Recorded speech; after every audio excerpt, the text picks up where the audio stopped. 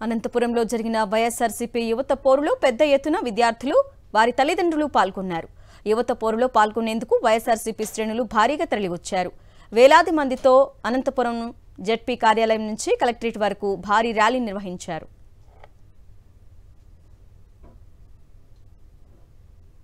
నంద్యాలలో వైఎస్ఆర్సీపీ ఆధ్వర్యంలో నిర్వహించిన యువత పోరు కార్యక్రమంతో కలెక్టరేట్ కార్యాలయం దద్దరిల్లింది.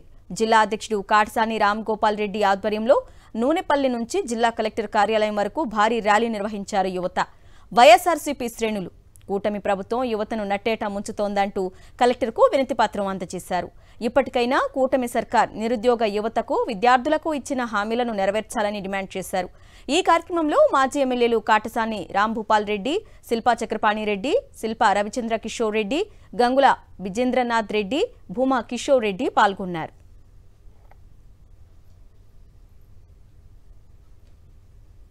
వాటర్ల డబ్బులు ఈ రోజు వరకు కూడా ఇవ్వని పరిస్థితి. దగ్గర 4,000 కోట్ల రూపాయలు ఈ రోజు ఈ రాష్ట్రంలో ఉండే పేద పిల్లలకు అందరికి కూడా ఫీజు రియంబర్స్మెంట్ కింద డబ్బులు ఇవ్వాల్సిన అవసరం ఉంది. దాంతో పాటు నిరుద్యోగులకు అందరికి కూడా మా తెలుగుదేశం గవర్నమెంట్ కూటమి గవర్నమెంట్ వస్తే మీకు అందరికి కూడా 20 లక్షల ఉద్యోగాలు ఇస్తాం.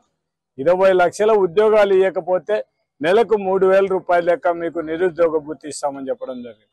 అంటే ఒక్కసారి మొత్తం చూసుకుంటే సంవత్సరానికి 36,000 రూపాయలు.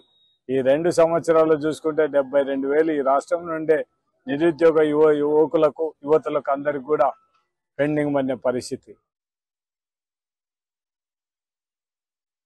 ఆ రోజు 13 లక్షల కోట్ల రూపాయలు అప్పు చేసినాడు జగన్మోహన్ రెడ్డి అని చెప్పినటువంటి వ్యక్తులు ఈ రోజు 10 లక్షల కోట్లే చేసినాడు అని చెప్పేసి వాళ్ళే మాట మార్చి, అంటే అప్పు తక్కువైనా సరే ఆ రోజు 13 లక్షల కోట్లకే ఏవైతే హామీలు మేము నెరవేరుస్తామని చెప్పారో, సంపద సృష్టిస్తామని చెప్పారో, మరి ఈ రోజు ఎందుకు చేయలేకపోతున్నారని చెప్పేసి మేము ఈ రోజు ప్రశ్నించడానికే ఈ యొక్క ర్యాలీగా రావడం జరిగింది.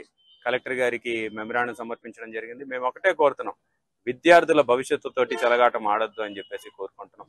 విద్యార్థుల్ని ఈ రోజు కాలేజ్ నుంచి వెనక్కి పంపించే పరిస్థితి వచ్చింది.